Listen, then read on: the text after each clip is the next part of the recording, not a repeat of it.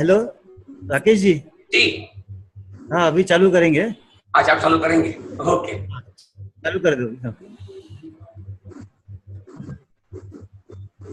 जय जिनेन्द्र।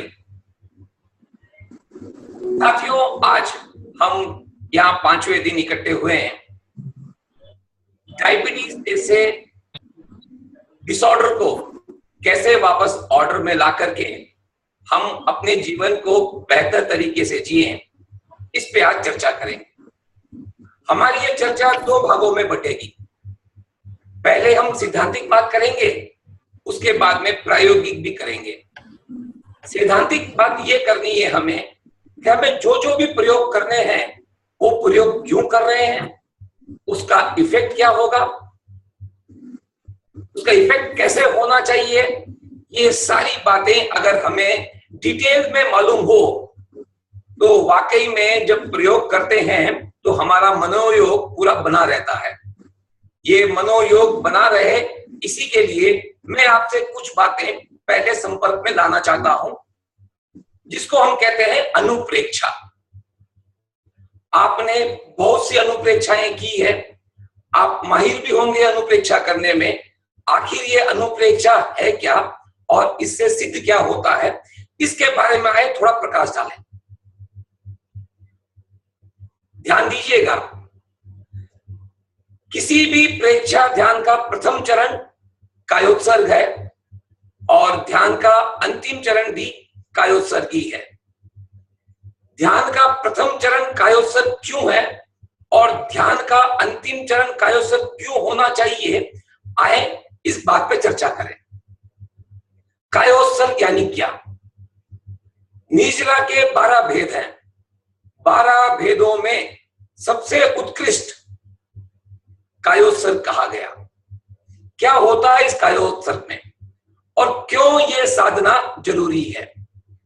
कायोत्सर्ग जब हम करते हैं तो हम काया का भान छोड़ देते हैं। काया का भान छोड़ देने का मतलब ये नहीं कि काया छोड़ दें, काया तो वहीं की वहीं रहेगी, चेतना काया में ही रहेगी, लेकिन चेतना को काया का भान ना रहे। क्या ये मुमकिन है? जी हाँ, ये मुमकिन है। रोजाना जब हम सोते हैं तब उस समय गहरी नींद में हमें अपने शरीर का भान नहीं रहता। जैसे गहरी नींद में हमें इस काया का भान नहीं रहता, उस समय हमारा सबकॉन्शियस और अनकॉन्शियस माइंड ऑन हो जाता है। जो ही हमें काया का भान होता है, हमारी चेतना जागती है, हम जागते हैं, उस समय हमें केवल कॉन्शियस माइंड ही पढ़ पाता है, समझ पाता है। ये कुछ इस तरीके से हुआ जैसे सूरज के सामने अंधेरा नहीं दिखता और अंधेरा हो तो सूरज नहीं दिखता। ठीक इसी तरह जब हमारी काया जाग जाए तो चेतन मन सा जाग जाता है, उस समय सबकॉन्शियस और अनकॉन्शियस माइंड नहीं सुनता। जिस समय सबकॉन्शियस माइंड अनकॉन्शियस माइंड सुनता है, उस समय हम जागरूक अवस्था में नहीं रहते सामान्यतः। इन दोनों की बीच का जो निचोड़ भगवान महावीर ने हमें दिया और आचार्य महाप्रज्ञ ने इसे सरल शब्दों में हम सबके लिए कारगर बनाया, उसी का नाम है कायोत्सर्ग। भगवान महावीर ने अपनी 12.5 साल की साधना में कहते हैं 48 मिनट से कम सोए। सोच के देखें, अगर कोई व्यक्ति 48 मिनट अगर एक दिन में सोए तो शाम तक उसकी हालत पतली हो जाती है। तो भला ये ऊर्जा उन्हें कहां से मिल रही थी और कैसे उन्होंने अपने इतने बड़े बड़े कर्मों का निर्जर या निर्जरा इस कायोत्सर्ग के माध्यम से की? यह कायोत्सर्ग तब सकता है जब हम अपनी काया का भान छोड़ देते हैं। जिस समय हम काया का भान छोड़ देते हैं, उस समय मस्तिष्क, सबकॉन्शियस और अनकॉन्शियस ब्रेन हमारी बात सुनने लग जाता है। जिस समय सबकॉन्शियस अपनी बात सुनने लग जाए तो यकीन मानिएगा बहुत बड़ा स्तर है इस अवचेतन और अचेतन मन का, जहां पर अगर हम ये प्ररूपना कर दें या ये भावनाएं भर दें कि मैं स्वस्थ हूं, मेरी पेनक्रियास बहुत बढ़िया काम कर रही है, तो यकीन मानिए 90% ऑफ अवर ब्रेन ये कहेगा, साथ देगा, समझ में आएगा उसको कि अपने पूरे शरीर को कितना काम करवाना है। इस माध्यम का नाम है कायोत्सर्ग, जहां पर हम काया का भान छोड़ करके हमारे ही शब्दावली से हम सुन रहे हैं कि मैं स्वस्थ हूं, मैं आनंदमय हूं, मैं निरोगी हूं, मेरी पेनक्रियास अच्छे स्तर पर इंसुलिन का निर्माण कर रही है। इन बातों को और भी अच्छा हो कि आज के आधुनिक युग में जहां पर सबके पास स्मार्टफोन है, अगर हम आगे के प्रयोगों में या इस कैंप के होने के बाद के प्रयोगों में अगर ऐसा कर लें कि जब हमें स्वयं अनुप्रेक्षाएं करनी हो, तो आपके फोन में 20 मिनट के बाद, ध्यान दीजिएगा, 20 मिनट के बाद ऐसी शब्दावली आप अपने ही फोन पे रिकॉर्ड कर लीजिए अपनी आवाज में कि मैं स्वस्थ हूं, मेरे भीतर पेनक्रियास के एक एक बीटा सेल में अच्छे इंसुलिन बनाने की क्षमता है, वो बना रहा है, वो बनाएगा, मेरे रक्त में अतिरिक्त शुगर कभी भी नहीं होगी। अगर ये बात अपनी आवाज में हम रिकॉर्ड करके रख लें, क्योंकि जब कायोत्सर्ग या काउसर्ग का हम प्रण लेते हैं तो मन से, वचन से, काया से, तीनों से प्रवृत्ति करने की मना करते हैं। ऐसे में कैंप खत्म होने के बाद में हमारे साथ कोई नहीं रहेगा जो हमें ये बार बार कहे।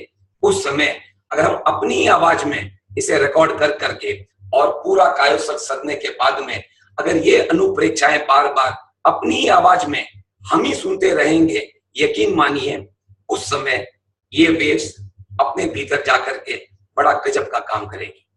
कहते हैं मस्तिष्क से हमेशा जब तक हम जीवित हैं तरंगे निकलती ही रहती है।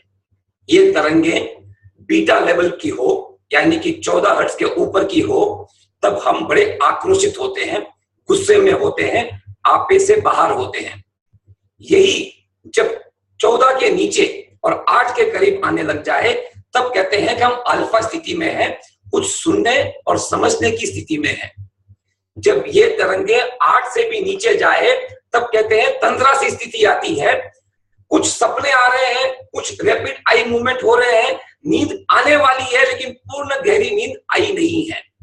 जब यही फ्रीक्वेंसी 4 के नीचे पहुंच जाए तब कहते हैं कि उसे ये डेल्टा वेव्स में हम पहुंच गए हैं। डेल्टा वेव्स में जब पहुंच जाते हैं तब हम गहरी नींद में होते हैं। उस समय हमारा अवचेतन और अचेतन मन जाग चुका होता है, लेकिन एक सबसे बड़ी कमजोरी हमारी कि उस समय जागरूक मन सो चुका होता है। ये चेतन जब सो चुका होता है तब अवचेतन और अचेतन जागता है। इसका सबसे बड़ा गहरा अचूक मंत्र है कायोत्सर्ग। अपनी काया का भान छोड़ दीजिए, साथ ही साथ जागरूक रहते हुए अपनी मस्तिष्क की तरंगों को वहां ले जाइए जहां पर आपका अवचेतन और अचेतन मन दोनों सुनने लगेगा। जिस समय अवचेतन अचेतन मन ये बात सुनने लगेगा, कहते हैं पूरी कायनात के पुद्गल हमारे साथ होते हैं उस कार्य को सिद्ध करने के लिए, उस कार्य को पूर्ण अंजाम देने के लिए। ऐसे में पहली बात कि हम कायोत्सर्ग कैसे करें, दूसरी बात कि कायोत्सर्ग के बाद शब्दावली क्या हो, ये अनुप्रेक्षा। अनुप्रेक्षा का पहला चरण है कायोत्सर्ग, और उसके बाद जो जो शब्दावली हम देते हैं हमारे भीतर, जागरूक रहते हुए काया का भान छोड़ करके उस समय हमारे भीतर के मस्तिष्क में जो बातें जमा होती है वो पूरे शरीर को तैयार करती है उस अनुरूप कार्य करने के लिए। दूसरी बात, डायबिटिक आखिर है क्या? कहते हैं जो शक्कर हमारे अंदर कोशिकाओं तक नहीं पहुंची वो रक्त के अंदर मिल जाती है। जो कोशिकाएं नहीं मिली अगर रक्त में मिल जाती है तो रक्त ज्यादा होने लगता है या गहरा होने लगता है। ये रक्त गहरा ना हो बहुत जरूरी है। जैसे चाशनी पकड़ते समय औरतें देखती है कि चाशनी 1 तार की आ रही है, 2 तार की आ रही है, चाशनी अगर और बन जाए तो गाढ़ा हो जाती है। ठीक इसी तरह अगर रक्त गाढ़ा हो गया तो ये रक्त सब जगह नहीं पहुंचेगा। अगर नहीं पहुंचेगा तो जैसे खेतों में अगर पानी नहीं पहुंचे तो कैसे हमारे खेत खलियान ड्राई हो जाते हैं, कोई उपजाऊ नहीं रहते, ठीक इसी तरह हमारी कोशिकाएं भी काम नहीं करती। जब कोशिकाएं काम नहीं करती तो उनसे बने ऊतक यानी कि टिश्यूज वो भी काम नहीं करते। जब टिश्यूज काम नहीं करते तो अवयव यानी कि ऑर्गन उतने सशक्त काम से नहीं चलते। जब ऑर्गन काम नहीं करते तो सिस्टम फेल होता है, और जब सिस्टम फेल होता है तो हम पहुंच जाते हैं बेमतलब के आईसीयू में, फिर सीसीयू में और फिर सीयू। ये अगर नहीं होना हो, कहते हैं डायबिटिक अपने आप में बीमारी नहीं, लेकिन कई बीमारियों की मां है। डायबिटिक एक डिसऑर्डर है, इस डिसऑर्डर को ठीक कैसे करें? पेनक्रियास जो बताया गया आपको कि इस पेनक्रियास पे ध्यान कीजिए। अगर आपको मैं दिख रहा हूं, इस जगह जहां मेरी पसली सबसे नीचे है, उस आखिरी पसली के भीतर यहां पर पेनक्रियास है। इस पेनक्रियास को राइट हैंड से लेकर के लगभग शरीर के बीचों बीच तक ये पेनक्रियास है। जब कभी भी आप लोगों को समय मिले उस समय ये पेनक्रियास पे मसाज कर सकते हैं। एक और बात जो मैं कहना चाहूंगा आपसे, लोग समझते हैं कि अगर पेनक्रियास काम नहीं कर रही हो तो हमें इंसुलिन की दवा लेनी पड़ेगी या इंसुलिन ही लेना पड़ेगा। एक नवीन खोज हुई है जहां पे बतलाया गया है कि हमारा लीवर जो शरीर का सबसे बड़ा अंग है, अगर ये लीवर सही तरीके से काम करे, इसे भी आराम मिले, तो यहां से एक हार्मोन निकलता है जिसका नाम है insulin like hormone, insulin like growth hormone, ILGH।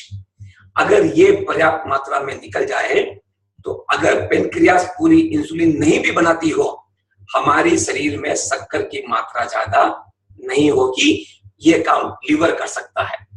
Liver को आराम कैसे दें? पहले हम मटके का पानी पिया करते थे, आजकल पानी भी आरओ का पीने लग गए। आरओ में एक अच्छी बात है कि उसमें बुरे मिनरल और बुरे मेटल कुछ भी नहीं है। एक बुरी बात भी है कि उनमें अच्छे मिनरल और अच्छे मेटल भी नहीं है। अब घर वाले ध्यान दें, कुछ भाई बहन मुद्रा में लगाए बैठे हैं। अगर आपको मुद्रा में बैठना की इच्छा हो तो डायबिटिक वाले ध्यान दें, इसे प्राण मुद्रा कहते हैं। आपको अगर यूं लगाऊं याद रखने के लिए तो लगेगा लगभग बंदूक सी बन गई है। ये जो दो देख रहे हैं आप, अंगूठा, छोटी अंगुली और अनामिका अंगुली, इन तीनों अंगुली के पोरों को आप जोड़ लीजिए और बैठ जाइए। हाथ को भले नीचे रखें या आप कहीं भी रखें। इस समय इस प्राण मुद्रा से आपके शरीर के भीतर की एनर्जी बढ़ेगी। कितनी? अगर कोई भी व्यक्ति उपवास कर रहा हो या आयंबिल कर रहा हो, उस समय कहते हैं 48 मिनट अगर यूं हाथ को रख ले हुए तो एक भोजन खाने के बाद कितनी ऊर्जा शरीर को मिलती है, उतनी ऊर्जा हमें इस प्राण मुद्रा से मिल सकती है। तो जब भी ऑफिस में, घर पे, टीवी देखते हुए, बात करते हुए, किसी को सुनते हुए हम इस मुद्रा का प्रयोग कर सकते हैं। दूसरी बात, खाने में क्या संयम रखें? चीनी से बने पदार्थ, आलू, चावल, गेहूं, इन सब में कार्बोहाइड्रेट अधिक है। हर डायबिटिक व्यक्ति संयमित होते हुए खाना कम करता है, लेकिन एक बात ध्यान रखें, 7 चीजें चाहिए रोजाना शरीर को 3 बार शरीर चलाने के लिए। उसमें से एक है कार्बोहाइड्रेट, दूसरी है protein, vitamin, fat, fibre, trace mineral और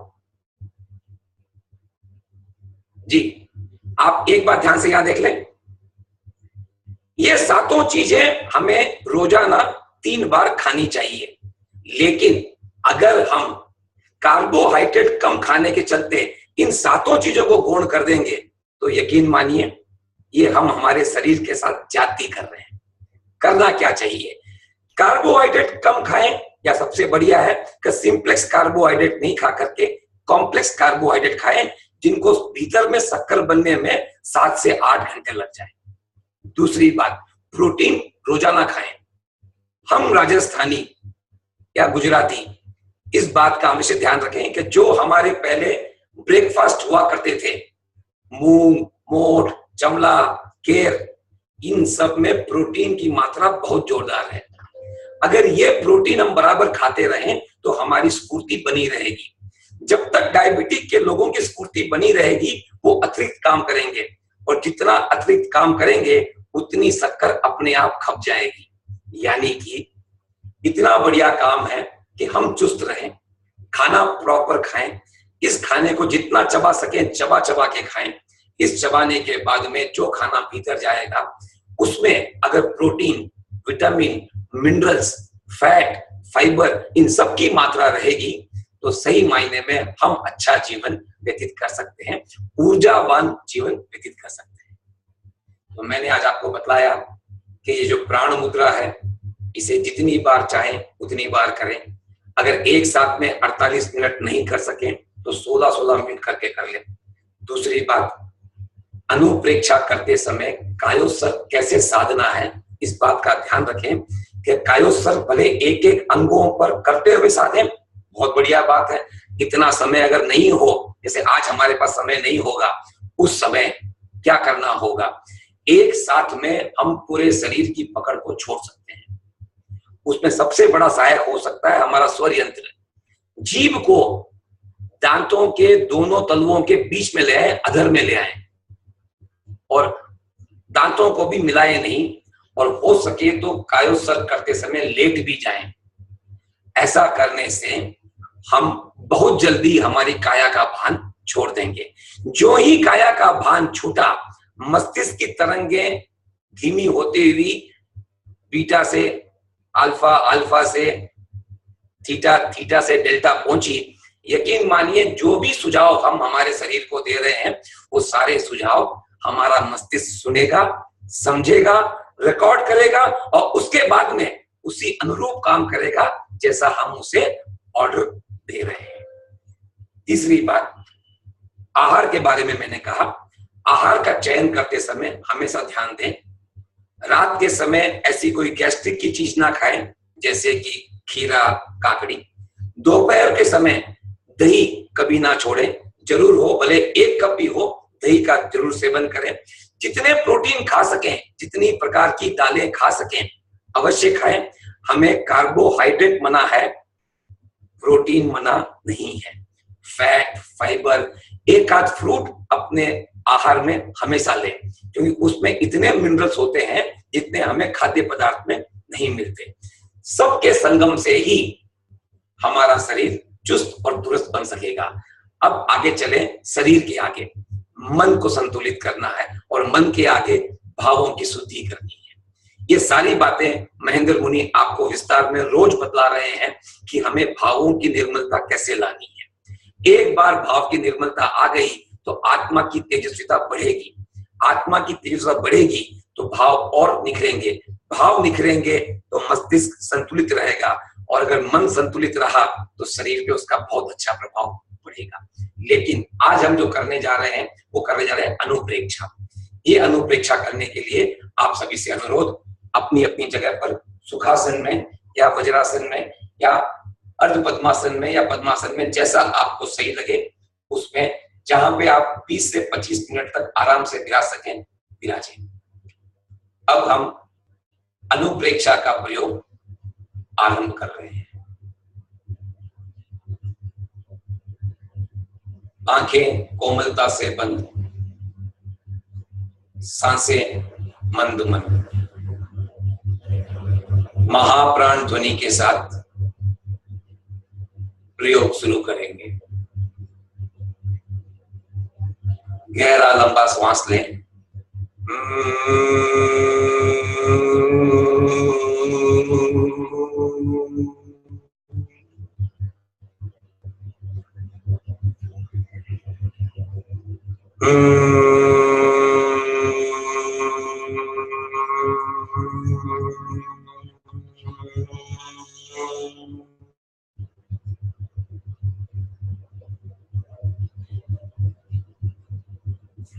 ज्ञान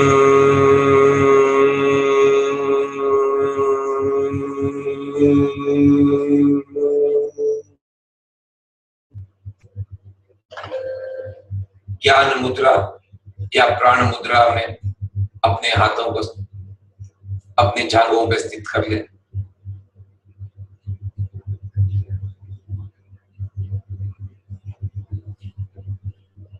अनुप्रेक्षा का प्रथम चरण कायोत्सर्ग। मैं अपनी काया का भान छोड़ने के लिए काया का विसर्ग कर रहा हूं।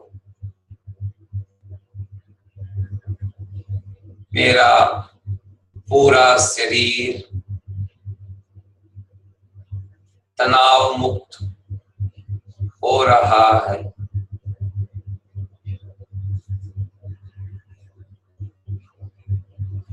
अपनी जीभ को दोनों तलुओं के बीच अधर रख लें।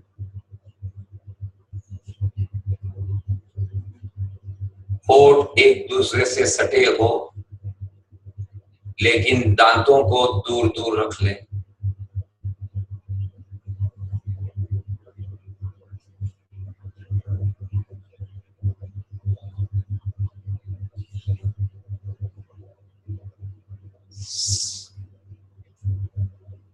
सांसें मंद मंद, आंखें कोमलता से बंद।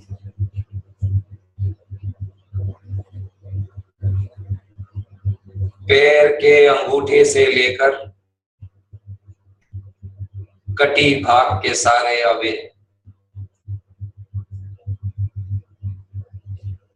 शांत और शिथिल हो गए।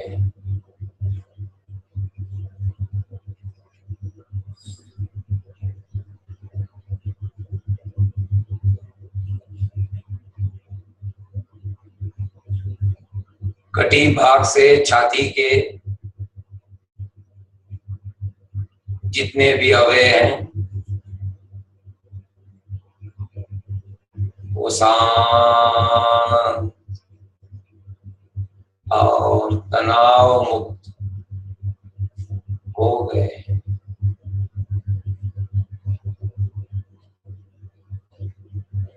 दोनों हाथ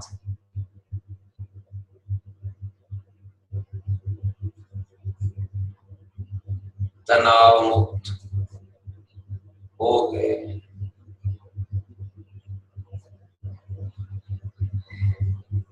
गर्दन और गले का भाग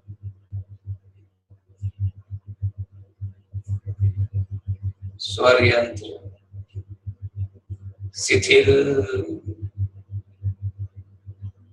हो गया।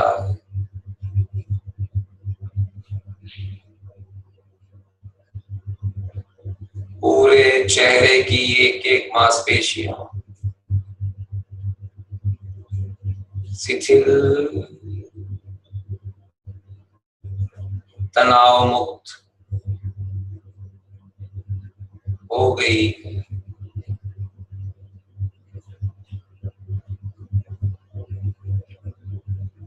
अब मैं भीतर की चेतना के साथ जुड़ गया हूं।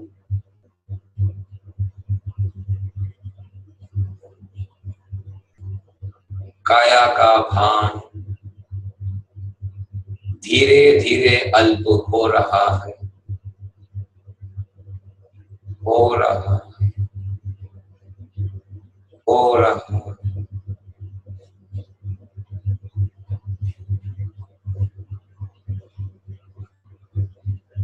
अब काया का भान खो चुका।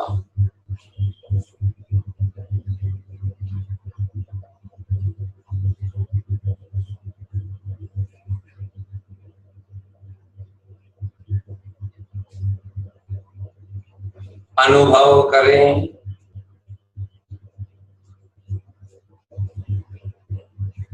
चारों ओर पीले परमाणु बिखर रहे हैं।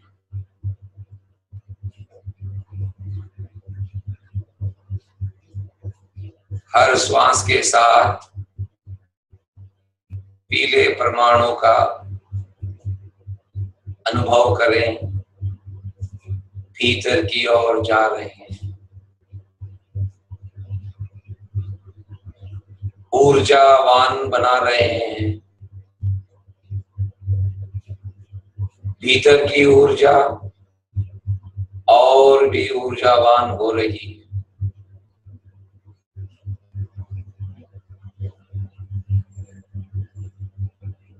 सांसें मंद मंद पीले रंग के पुद्गल सांसों के साथ भीतर प्रवेश कर रहे हैं।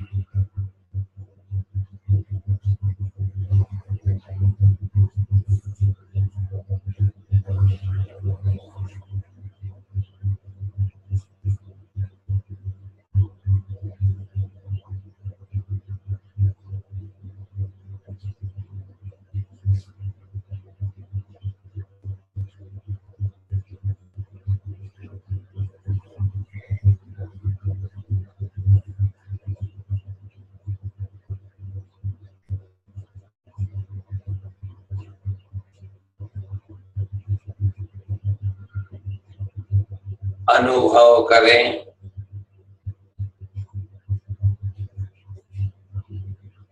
ऊर्जावान हो रहे हैं।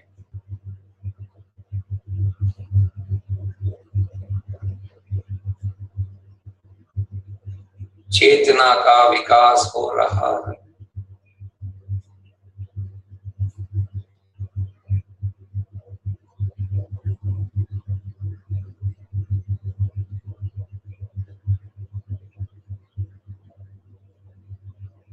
अनुप्रेक्षा करें, मैं स्वस्थ हो रहा हूं, स्वस्थ हो रहा हूं, स्वस्थ हो गया।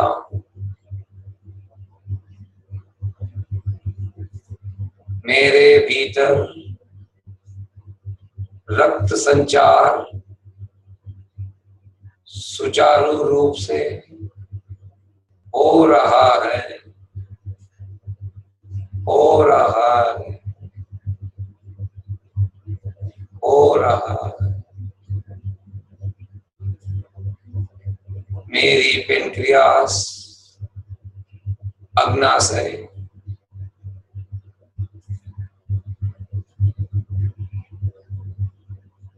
अच्छे रूप से कार्य कर रहा है, कर रहा, कर रहा। मेरा जिगर, मेरा लीवर सशक्त है, वो भी सुचारू रूप से अच्छा कार्य कर रहा है, कर रहा है, कर रहा है।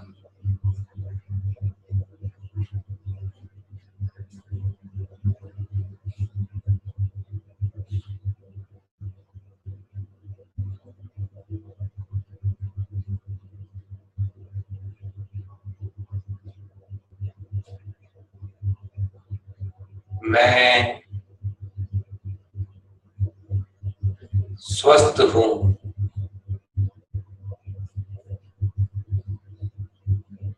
मैं स्वस्थ हूं, मैं चुस्त हूं,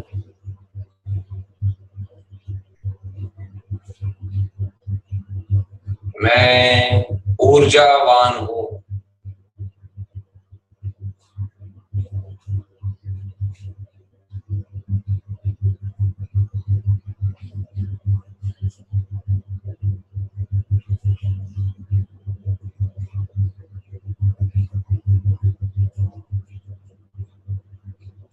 मेरा अग्नाशय सुचारू रूप से काम कर रहा है,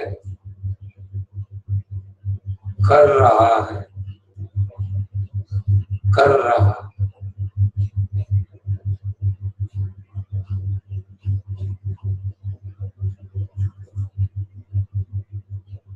मैं भावों से स्वस्थ, मन से स्वस्थ, तन से स्वस्थ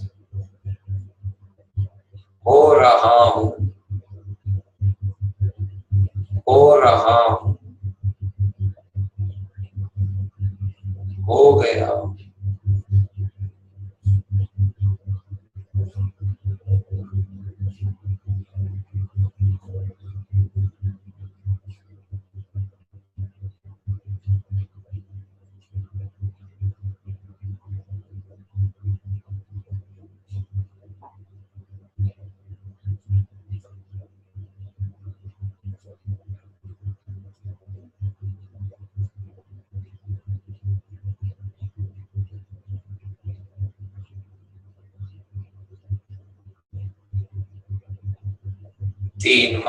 तीन बार महाप्राण ध्वनि के साथ प्रयोग संपन्न करेंगे।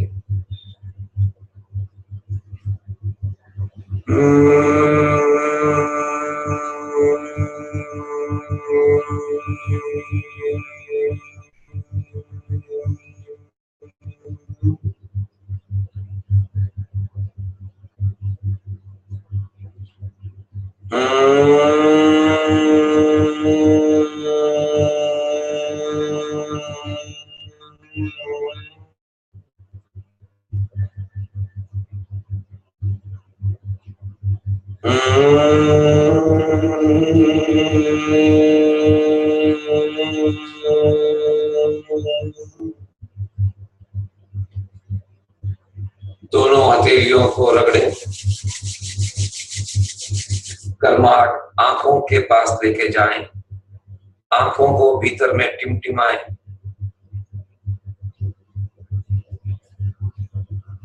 धीरे धीरे आंखें खोल लें। प्रयोग संपन्न। हमने जो ये अनुप्रेक्षा की, उस अनुप्रेक्षा में आप जो शब्द अपने के सटीक समझते हैं आप अपने फोन में भर लें और 20 मिनट के बाद उन शब्दों का उच्चारण हो ऐसा प्रयोग करके अगर आप बैठ जाएं, कायोत्सर्ग में साध लें, गुरुजी से और मुनिवर से पूछ लें।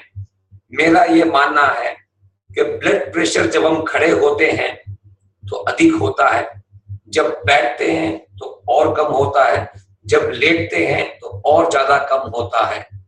कायोत्सर्ग के सदने में प्रारंभ में लेटने वाली अवस्था में जल्दी से ही हमारा कायोत्सर्ग सज जाता है। ऐसे में अगर करना पड़े तो अनुप्रेक्षा के पहले कायोत्सर्ग उतना ही महत्व है जितना कि दाल में नमक का। अगर कायोत्सर्ग नहीं सदा तो जितनी भी हम अनुप्रेक्षाएं कर रहे हैं सिर्फ चेतन मन सुनेगा, अचेतन मन अवचेतन मन नहीं सुनेगा। तो बहुत जरूरी है कि जब तक हम प्रेक्षा ध्यान में सद ना जाएं तब तक हम प्रयोग को लेट कर भी कर सकते हैं। वैसे ज्यादा आप प्रश्न या उसका समाधान मुनिवर या गुरुजी आपको देंगे। अब रही बात मंत्रों की। कुछ लोग ये कहते हैं कि भला 80 किलो के शरीर में ये हल्के फुल्के शब्द वाले मंत्र क्या काम करेंगे। उनके लिए मैं कहना चाहूंगा, घर बहुत बड़ा होता है, भीतर आने के लिए द्वार 6.5 फुट का काफी है। द्वार भी 6.5 फुट का होता है, उस पे लगा हुआ ताला 8 इंच का खुलना जरूरी है।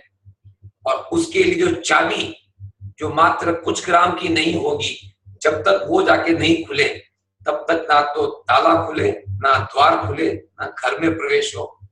ठीक इसी तरह मंत्रों के उच्चारण के समय ऐसी एक तरंगे उठती है जो चाबी का सा काम करती है कि इतने बड़े विशाल काय में जब ये छोटे छोटे मंत्रों की प्रकंपन होती है, नियमित रूप से रोजाना अगर होती रहे, तो इनका प्रभाव इतना गजब का है कि आप इनकी कल्पना भी नहीं कर सकते।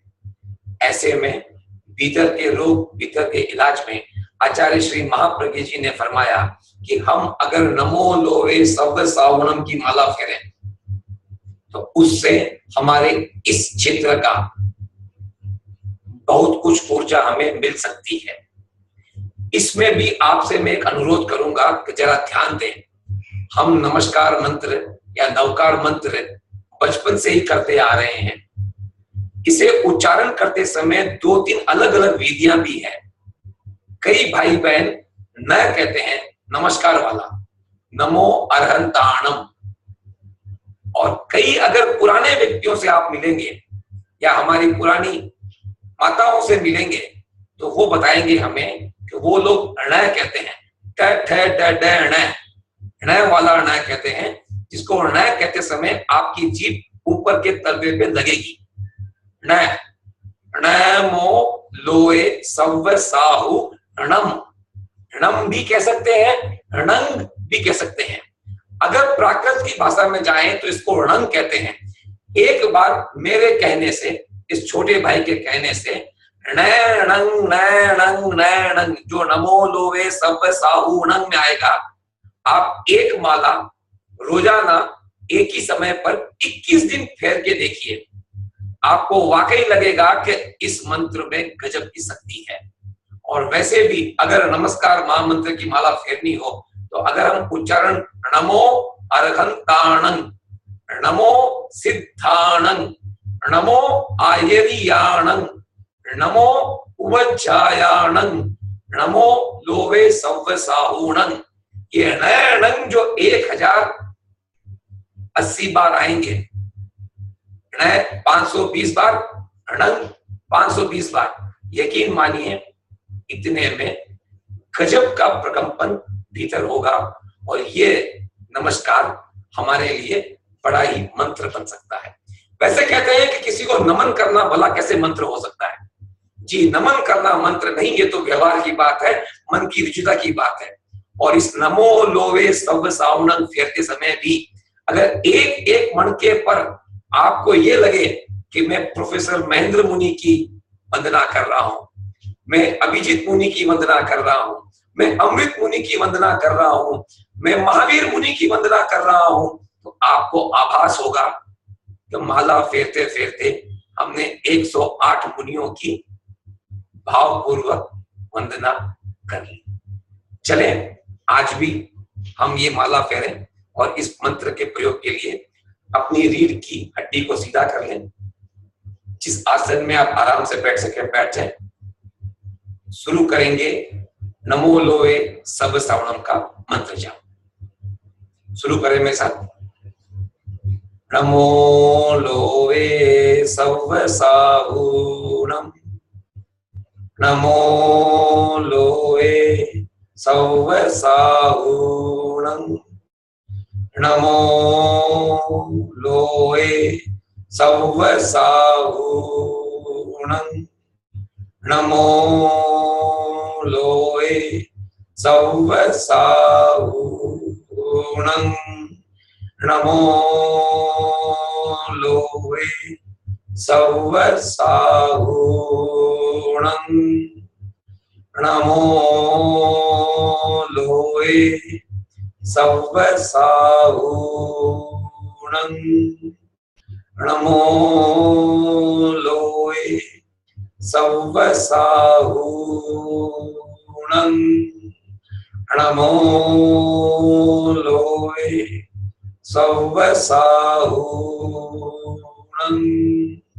नमो लोवे सव्य साहुणं, नमो लोवे सव्य साहुणं, नमो लोवे सव्य साहुणं,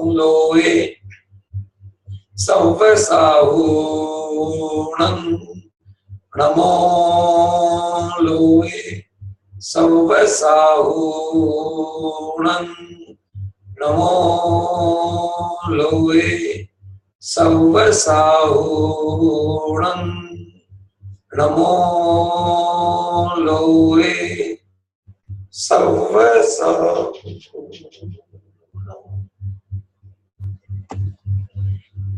एक बात जो मैंने आपको बतलाई थी कि इस लिवर को हम 24 घंटे आजकल काम ले रहे हैं, क्योंकि शरीर में एसिड इतना बढ़ गया है। इस एसिड को न्यूट्रल करने का काम इस बेचारे लीवर को करना पड़ता है।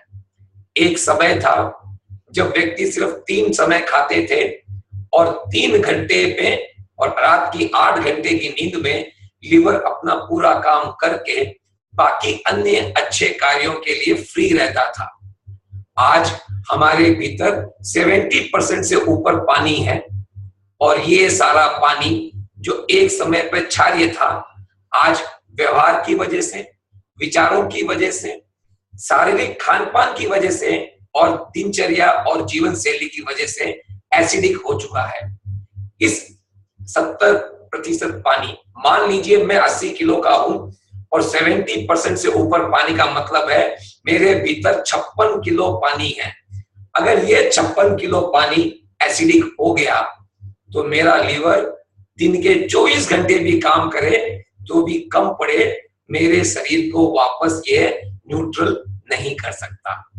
इसके लिए क्या करें? हम मित आहार करते हैं, संतुलित आहार करते हैं। अगर मित आहार ना भी करते हो तो भी 300, 400, 500 ग्राम के ऊपर नहीं खाते हैं, लेकिन दिन में हम 3 से 4 लीटर पानी आराम से पी सकते हैं। ऐसे में हम वापस मटकी का प्रयोग करके उस पानी को वापस आरओ पानी से क्षारीय पानी अगर बना दें, घर में हमारे पास कई उपयोग हैं। पहला, चांदी के सिक्के जो अब तक तिजोरियों में बंद सिर्फ लक्ष्मी पूजन के दिन ही बाहर निकलते थे, अब उनको धो करके 11, 21, 31 सिक्के उस मटकी में डाल दें। एक पोटली में इलायची, लवंग, काली मिर्च इनकी बांध कर भी डाल दें। 2 हफ्ते के बाद इन्हें निकालकर अपने चाय में प्रयोग कर लें और दूसरा नया भर दें। ऐसा करने से कम हमारा पीने का पानी जो अम्लीय बन चुका है आरओ की वजह से, वापस न्यूट्रल या न्यूट्रल के करीब पहुंच जाएगा।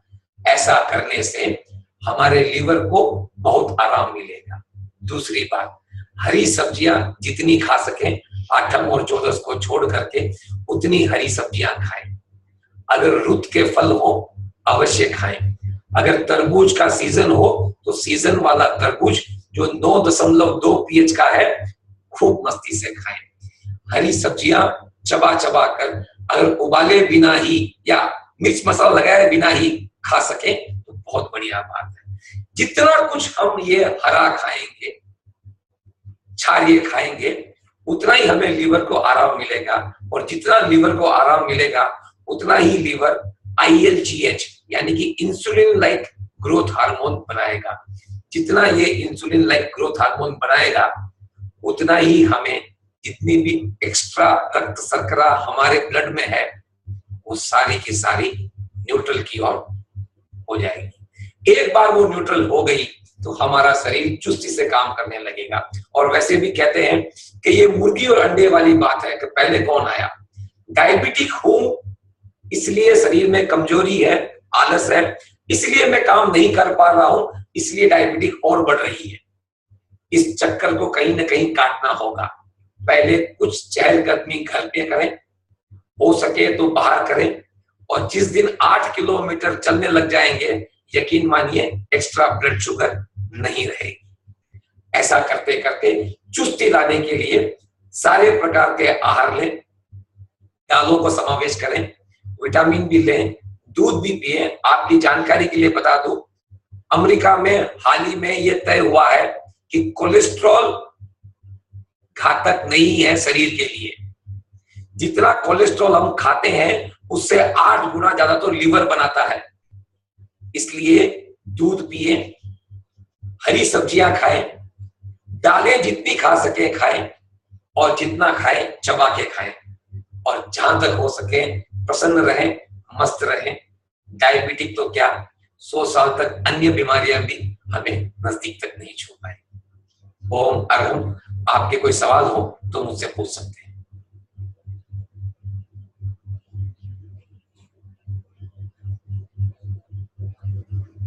विकास जी आप नजदीक हैं क्या सिस्टम के?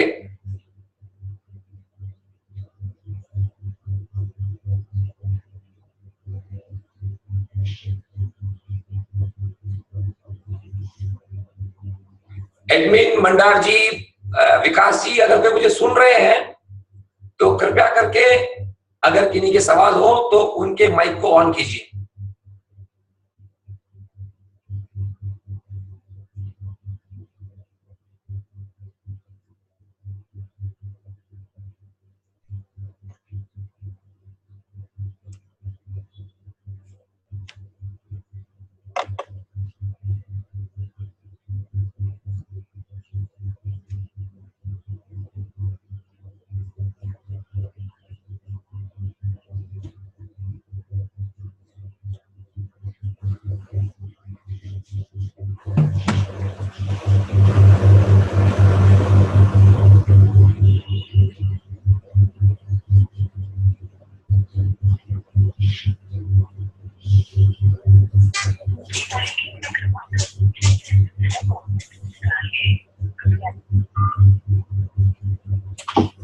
हाँ जी, और किसी की आवाज नहीं आ रही है?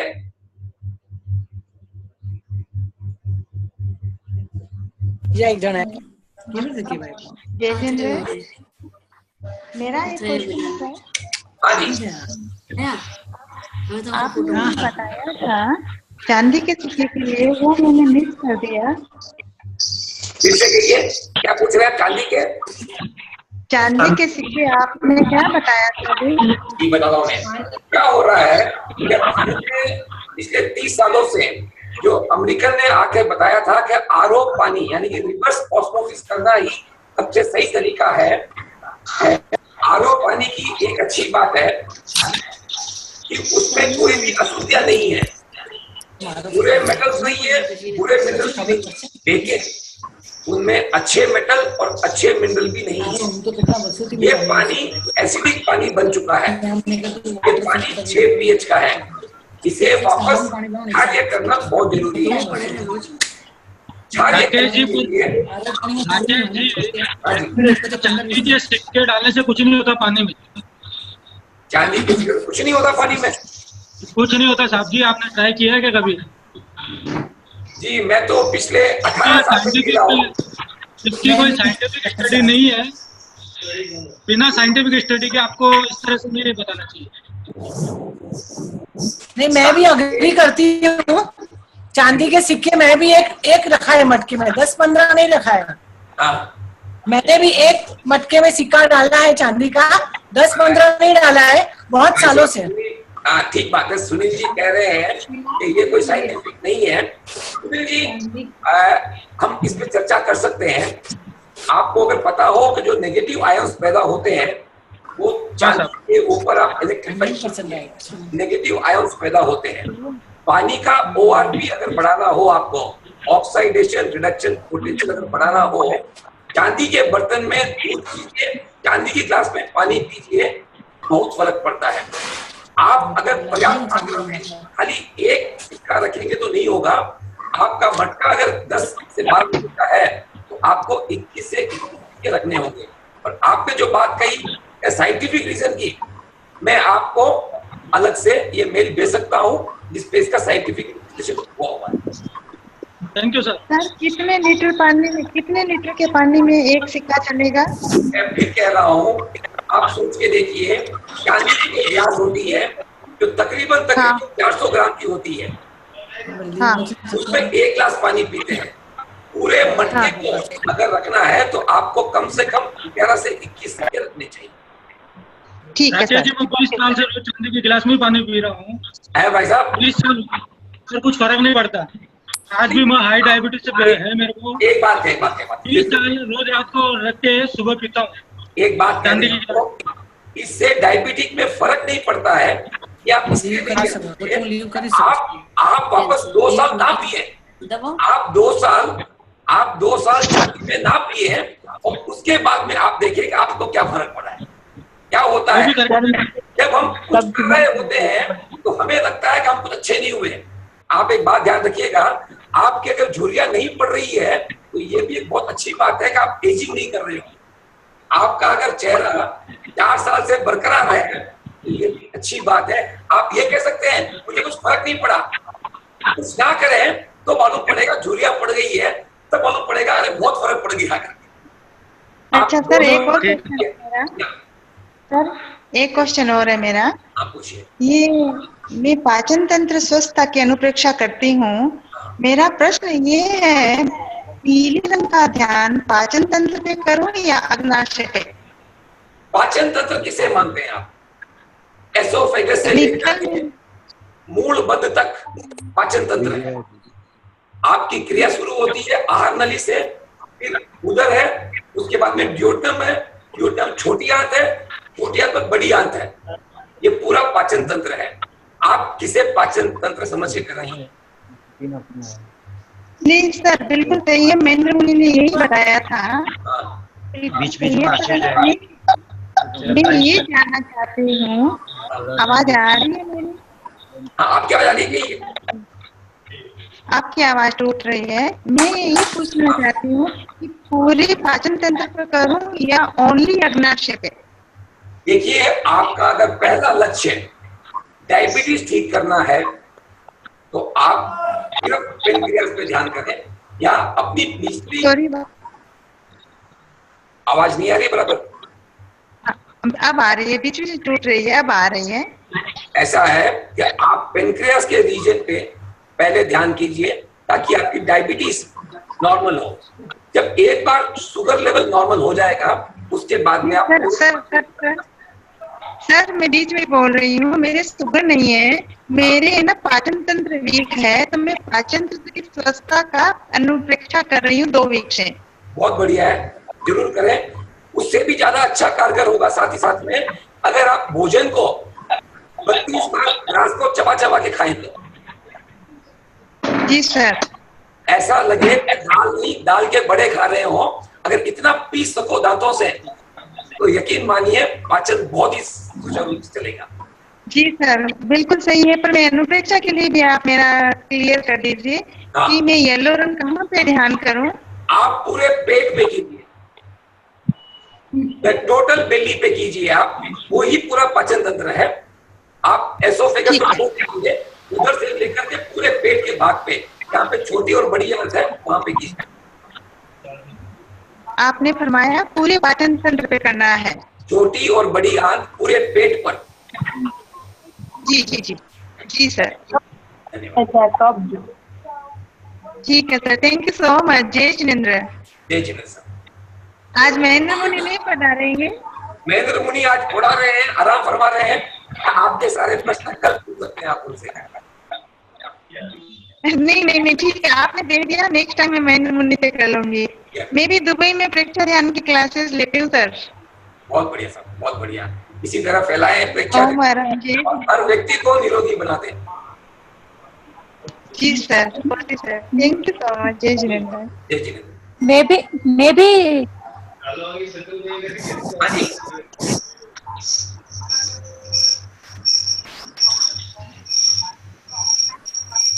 वस्तुतः खाने पीने के ऊपर बहुत कुछ निर्भर करता है, कैसे खाएं, क्या खाएं, बहुत सही बात है। और चबा चबा कर खाने का अर्थ है कि हम आधी से अधिक बीमारियों को अपने से दूर भगा देते हैं। बहुत बढ़िया। सबसे ये होती है, जैसे आप कहा कि पाचन तंत्र यहाँ से, बल्कि ये तो मुंह में और रखते ही पाचन तंत्र लार के साथ शुरू हो जाता है। और अति उत्तम है कि पानी खाना खाते समय नहीं ही पिया जाए तो बहुत अच्छा, बल्कि 1-2 घूंट पिया जाए, बहुत अच्छा रहेगा।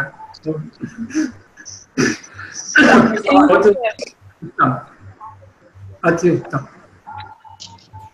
और वैसे आप ईमेल अगर मेरा भी हो madan1949@gmail, तो वैसे तो मालूम है मिनरल्स के लिए चांदी के, सोने के सिक्के, लोहे के, इन सबको उबाल करके पानी पीने से खनिज पदार्थों की वृद्धि होती है।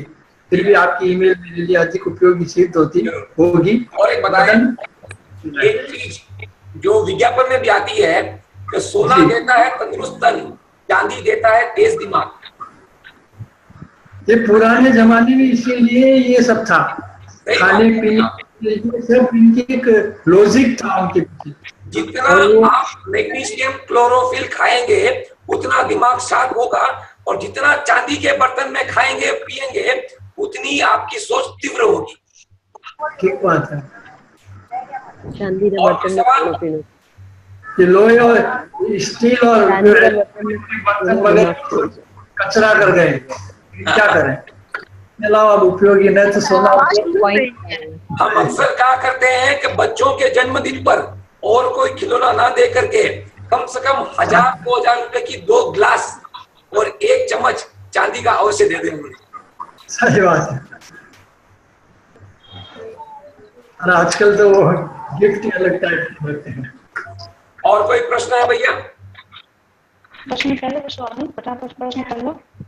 अच्छा सर, एक प्रश्न मैं करती हूँ। आपने जैसे मैंने कई जगह गुरुदेव की बुक में पढ़ने में आता है कि खड़े खड़े ध्यान करना अच्छा है, ऐसा पढ़ने में आया, पर शिविर में हम या उसमें लेटा विज्ञान कराते हैं, ऐसा क्यों? मैं बताऊँ आपको, ध्यान जब प्रारंभिक स्थिति में हो, जब तक हमारे सद नहीं गया हो, आपको लेट करके आराम से होगा। जो ही आप सद जाए, आप थोड़े आगे बढ़ जाए, फिर बैठ के करना शुरू करें, और जिस दिन महावीर के तुल्य बन जाए उस दिन खड़े खड़े। लेकिन जैसे पहली क्लास में बीए की पढ़ाई नहीं पढ़ते, ठीक इसी तरह शुरुआती दौर पर खड़े खड़े मत करना, इतनी तकलीफें आएगी कि ध्यान करना ही छोड़ देंगे। इसलिए पहले साधे लेट करके, अभ्यास होते होते बैठ करके करें, और जब और सज जाए तो खड़े हो। Thank you so much sir. Welcome. हाँ विकास जी, और कोई है?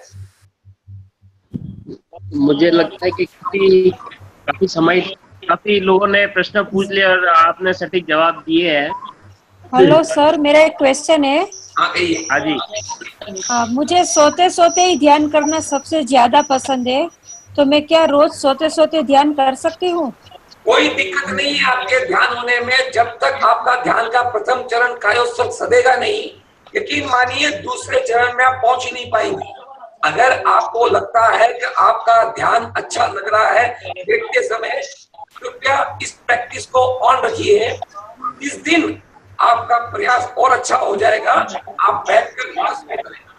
जिस दिन बैठ करके भी आपको सदने लग गया, आप यकीन मानिए आपने प्रगति की है ध्यान में, और उसके बाद भी आप और आगे चले। इस दिन खड़े खड़े आपका कायोत्सर्ग सज जाए तो यकीन मानिएगा 12वीं निर्जला इससे और बढ़िया नहीं हो सकती। ठीक है 12 प्रकार की है। एक उपवास करने से जितना फल मिलता है, कुछ ही सेकेंडों में वो फल कायोत्सर्ग में मिल सकता है। ओम अरहम, ओम अरहम। बहुत ही अच्छा। हाँ विजया जी पूछिए, कुछ पूछना था? बहुत बहुत आनंद आ रहा है हमको, तो ये सुन के आनंद आ रहा है, हमको जानकारी हो रही है। टेक्नोलॉजी का कमाल देख के, आप दुबई बैठे हो, ये भाई साहब चेन्नई बैठे हैं, मैं मुंबई बैठा हूँ, और हम सब एक दूसरे से रूबरू हो पा रहे हैं। मैं बेंगलोर से बात कर रही हूँ और मैं विजया जी की स्टूडेंट हूँ। हाँ कहिए, आपको क्या कहना है? मैं भी विजया जी की स्टूडेंट हूँ। आज हमारे 4 जने दुबई से है, शायद 4 जने हैं। प्रज्ञा जी भी दुबई से है। मुझे एक सवाल करना था। हाँ जी, सुहानी दुबई से है और विजय जी दुबई से है। विकास जी उन्हें सवाल करना है। क्या कह रहे हो? प्रज्ञा जी को सवाल करना है। अच्छा, हाँ जी, हाँ जी। प्रज्ञा जी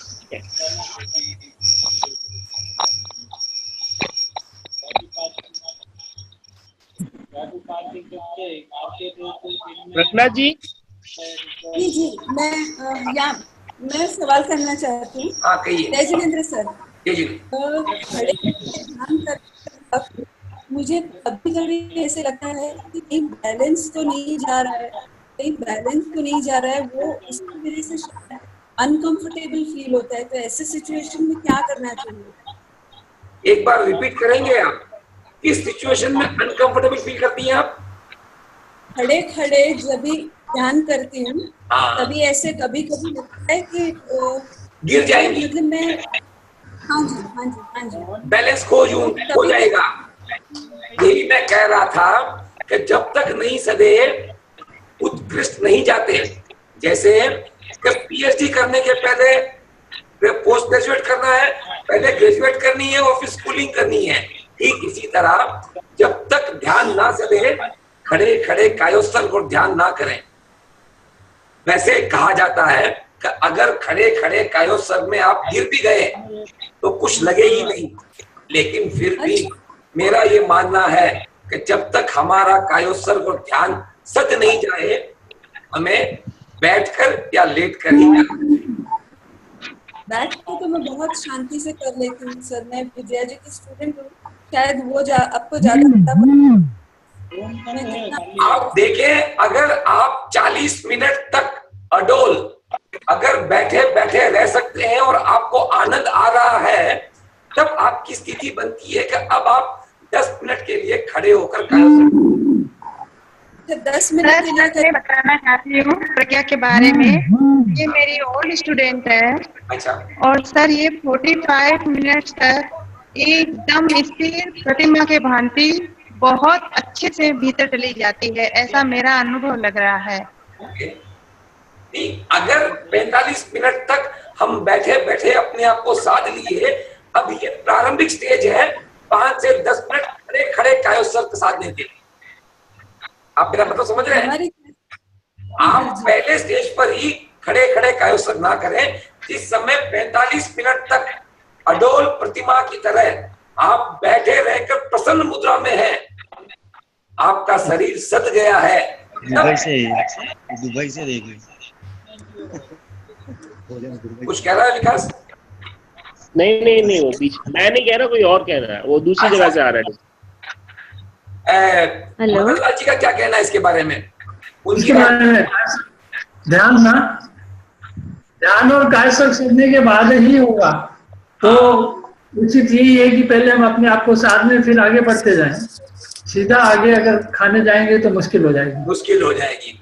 एक और बात है, आप दुबई में हैं, मुंबई में हैं, EEG एक सेंटर पे होगा भी आपके शायद। पहले देखें कि क्या हम जागरूक अवस्था में डेल्टा स्टेज तक पहुंच सकते हैं क्या। जिस दिन जागरूक रहते हुए मस्तिष्क की तरंगें डेल्टा में पहुंच जाएगी, तब मानिएगा कि ध्यान सदने लग गया, कायोत्सर्ग सदने लग गया। जिस दिन वो कायोत्सर्ग सदने लग गया, आवाज क्लियर नहीं है। मैं रिपीट अगेन। विजय जी आवाज क्लियर है? आपका जो इंटरनेट कनेक्शन है वो शायद थोड़ा प्रॉब्लम वाला लगता है, हमको आवाज एकदम साफ सुनाई दे रही है इधर। कोई बात नहीं, I will repeat again. Number 1, Dubai में तो वाईफाई एकदम ठीक है सर। कोई बात नहीं, मेरी आवाज ही ठीक नहीं है, वो भी हो सकता है। नहीं ऐसा नहीं, आप फरमाइए वापिस। सुनिए, ध्यान से सुनिए, ये एक ऐसा विषय है, महाप्रज्ञ शताब्दी नजदीक आ रही है। अभी तक हमने महाप्रज्ञ जी को समझा नहीं है। अगर आप सब लोग मिल करके इस पर प्रयोग करके सिद्ध कर दें कि कायोत्सर्ग जैसा कोई कैप्सूल नहीं है, स्ट्रेस रिलीव करने के लिए, कर्म रिलीव करने के लिए, अपने भावनाओं को बदलने के लिए और अपने विचारों को चेंज करने के लिए, ये कैप्सूल जिस दिन हम दुनिया के सामने रख पाएंगे, यकीन मानिए सही मायने में महाप्रज्ञ जी को सच्ची श्रद्धांजलि होगी। कायोत्सर्ग जैसी कोई चीज, उससे बढ़कर ना तो कोई निर्जरा है, ना उससे बढ़कर कोई साधना है। कायोत्सर्ग कैसे बढ़े, इसके लिए हमारे पास प्रमाण लेने के लिए बहुत कम दामों का उपकरण उपलब्ध है, EEG। जिस दिन हम ध्यान में बैठ करके अपनी मस्तिष्क की तरंगों को अल्फा से थीटा और थीटा से डेल्टा ले आएंगे, सही मायने में कह पाएंगे कि ध्यान और कायोत्सर्ग हमें सदने लग गया। और जिस दिन कायोत्सर्ग सदने लग गया, ये डायबिटीज तो बहुत छोटी बीमारी है, बड़ी से बड़ी बीमारी भी रिवर्स कर सकेगी। बड़ी से बड़ी कर्मों की, सबसे बड़ी बात कर्मों की। और कर्मों का झड़ना आप सोच के देखें, किसी मुनि ने मुझे बताया था, एक अठाई करने से जितने कर्म झड़ते हैं उससे कई ज्यादा 2 मिनट का कायोत्सर्ग और ध्यान सदने से। आप ध्यान दें, ये जो 12 निर्जरा है, 12 निर्जरा में स्वाध्याय 10वां, ध्यान 11वां और 12वां कायोत्सर्ग है। ध्यान और कायोत्सर्ग जिस दिन हो गया, हम अपनी आत्मा की उत्कृष्ट सेवा कर पाएंगे।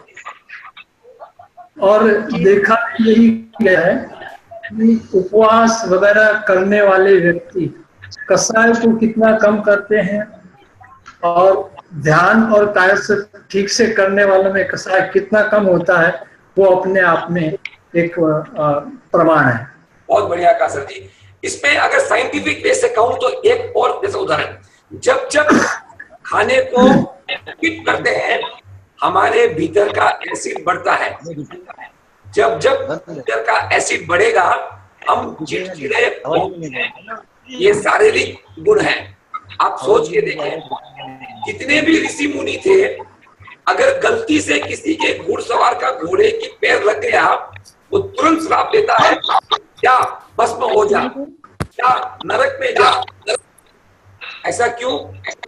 क्योंकि वो ध्यान नहीं कर रहा है, अपने जैसे आयुर्वेद में कहते हैं लंघन कर रहा है। उस लंघन से निर्जरा तो होती है अनशन की, लेकिन साथ में एसिड भी बढ़ता है। लेकिन जब स्वाध्याय 3 વાગે ઉઠવાનું और कायोत्सर्ग ભાઈને કયા ઉઠાડવાનું, कोई बीच में बोल रहा है, कोई बात नहीं है, वो पहले होता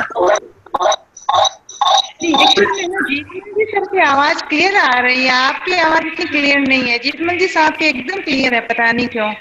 एक काम करते हैं,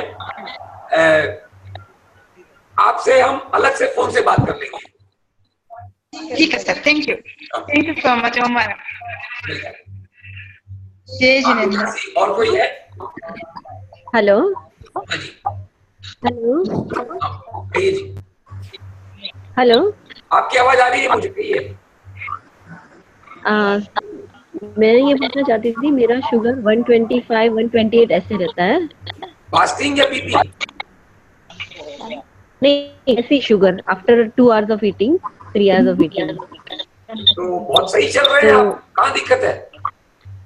नहीं, मेरी एज 44 ही है, तो मतलब ये बड़े नहीं, लेवल में रहे ऐसा कुछ बताइए।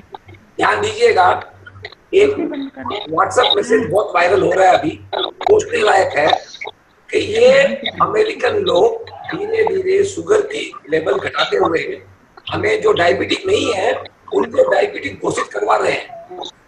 मेरी बात समझे, पहले 140 था, हुआ, अब घट के 100 कर दिया है। अच्छा। आप यकीन माने, अगर 2 घंटे के बाद में हमारी ब्लड शुगर अगर 125 के बीच में है, तो आप अच्छे हैं, अच्छी तरह से खाना खाएं। बस गुरुजी के कहे चबा चबा के खाएं, दबा दबा के ना खाएं। नहीं, चबा के खाती हूँ। मजाक कर रहा हूँ मैं आपसे, बच्चों के लिए कहने की बात है कि चबा चबा के खाएं, दबा दबा के ना खाएं, और अपने भोजन में सब चीजों का संतुलन रखें। प्रोटीन भी खाएं, दही भी खाएं, दूध भी पिए, विटामिन भी लें और फ्रूट भी लें। अगर सब प्रकार की चीजें खाएंगे हमारा शरीर स्वस्थ बना रहेगा, और खाली कार्बोहाइड्रेट ना खाने की वजह से कुछ भी नहीं खाएंगे तो यकीन मानिए शरीर उपजाऊ जमीन की तरह सब कुछ मांगता है। अपने को भी अपने शरीर को पूर्णतः पोषण देना चाहिए। और कभी कभी ऐसे हार्ट में पेन टाइप लगता है। हार्ट में पेन टाइप, बहुत अच्छी बात कही। सब लोग ध्यान दें, कई बार यहाँ दर्द होता है, चेस्ट में दर्द होता है, तब लगता है कि कहीं हार्ट की तकलीफ तो नहीं है, और अक्सर हम जाते हैं अस्पताल तो मालूम पड़ता है कि गैस्ट्रिक प्रॉब्लम थी। एक दिन वाकई में हार्ट का पेन आता है और उस दिन हम गैस की दवा लेकर के मौत को आमंत्रित करते हैं। कैसे मालूम पड़े कि मेरा यह दर्द हार्ट के कारण है या वायु के कारण है? बहुत सिंपल है, लेट जाएं और अपने लेफ्ट हाथ के बल खड़े हो। अगर आप लेफ्ट हाथ के बल खड़े हो पा रहे हैं तो ये आपका गैस्ट्रिक पेन है, और अगर लेफ्ट हाथ के बल आप खड़े नहीं हो पा रहे हैं ये आपका हार्ट का पेन। दोनों पेन में फर्क देखें, हर उस रीजन का पेन हार्ट का पेन नहीं होता। अगर बदहजमी नहीं है, अगर गैस्ट्रिक नहीं बन रही है तो नॉर्मल हो जाएगा। आप सिंपल सा प्रयोग कर लें, कोई ऊहापोह में ना रहें। जब कभी भी आपको लगे कि मेरी ये छाती भारी हो रही है, उस समय लेट करके अपने लेफ्ट हैंड के बल से खड़े हो। अगर लेफ्ट हैंड के बल खड़े हो गए आप तो यकीन मानिए ये पेन हार्ट का पेन नहीं है। Okay okay okay, thank you. वैसे भी जो वायु पैदा करे, क्योंकि हार्ट का जो रोग है ये वायु जनित रोग है, तो उसके लिए वायु विजय मुद्रा जहां जहां कर सके करें। अपान वायु विजय मुद्रा करें तो वो भी बहुत बढ़िया है। ये अंगुली, तर्जनी अंगुली अंगूठे के बीच में फंसा करके आप इसे दबा लें और बाकी 3 अंगुलियां सीधी रखें। आपकी अंगुली सीधी नहीं है, आप 3 अंगुली सीधी रखें। आपको गैस्ट्रिक प्रॉब्लम है, इस गैस्ट्रिक प्रॉब्लम को ठीक करें, आपके छाती में जो दर्द आता है वो नहीं आएगा। ये कितनी देर तक करते हैं? एक बात का विशेष ध्यान लिखा हुआ है, 48 मिनट कर सके अति उत्तम, नहीं कर सके तो 16 मिनट 3 बार कर ले। लेकिन निरंतरता होनी चाहिए। मदन जी आप कुछ कह रहे हैं? निरंतरता अवश्य होनी चाहिए। निरंतरता अवश्य होनी चाहिए। कम से कम नहीं करेगी, कम से कम 21 दिन इसका प्रयोग करके देखें। आपको वायु से बहुत अच्छा आराम मिलेगा। आपके संतोष के लिए मैं निवेदन कर दूं, अंडरवेट लेकिन 2 महीने से प्रति मुद्रा करने से 1 किलो वजन बढ़ाया है। वाह वाह वाह, ओ मरहम। लेकिन निरंतरता से करने से ही इसका कोई भी रिजल्ट परिणाम मिलेगा। अगर वजन के लिए कौन सी मुद्रा करके, प्राण मुद्रा करके हम बढ़ते हुए नंबर को रोक सकते हैं। और मैंने जब 40 का हुआ था, चश्मा लगा था पढ़ने के लिए, आज मैं 52 का हूं और चश्मे का प्रयोग नहीं कर रहा। प्राण मुद्रा से सर? प्राण मुद्रा से। और वजन किससे? और वजन बढ़ाने के लिए? वजन बढ़ाने के लिए जो मुद्रा की है उन्होंने ये मुद्रा की है। गुरुजी, मदन जी पृथ्वी बताइए। अनामिका अंगूठे को जोड़ करके। Okay sir, okay sir. पृथ्वी मुद्रा कीजिए, चलते फिरते कभी भी कर लीजिए, देख लीजिए फिर इसका परिणाम। ओ मरहम।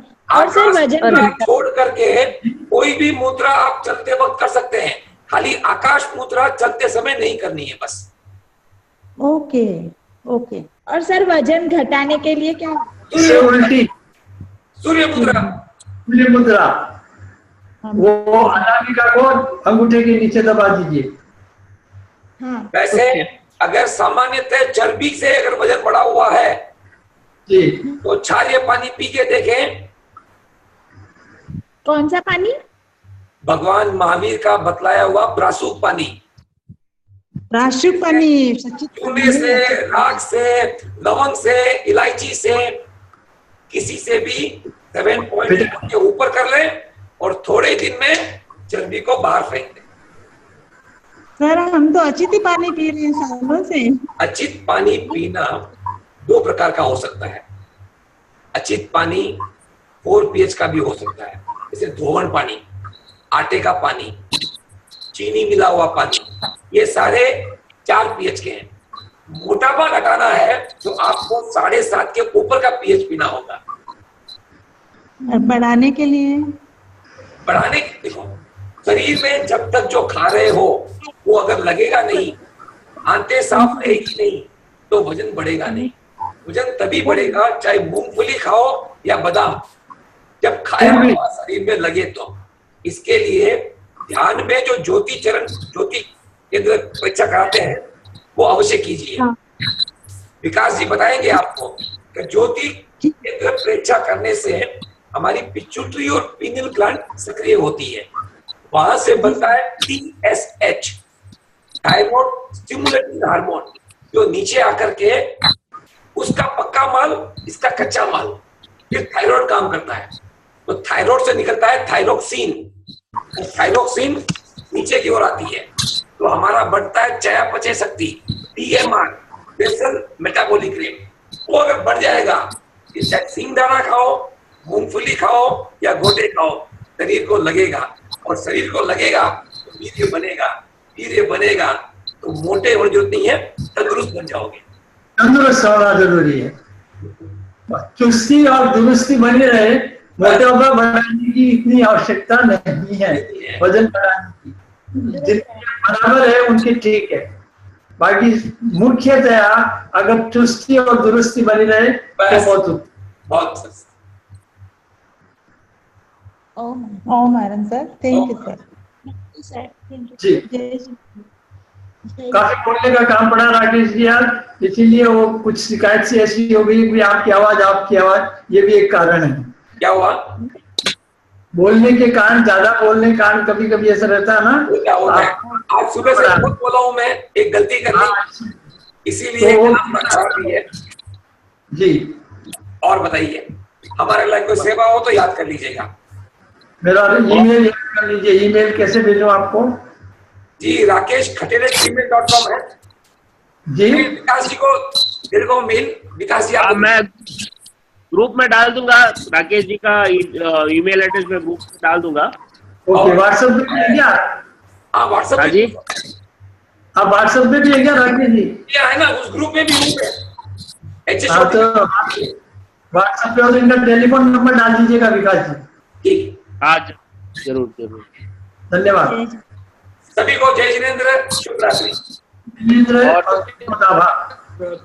अच्छे जोशी जी की तरफ से खूब खूब आभार, बहुत अच्छा कीमती और क्वालिटी समय दिया जी, और जानकारी लोगों को दी, इसलिए आपका खूब खूब आभार। कृतज्ञोष्मी। आपके आभारी हैं, हम सब आपके आभारी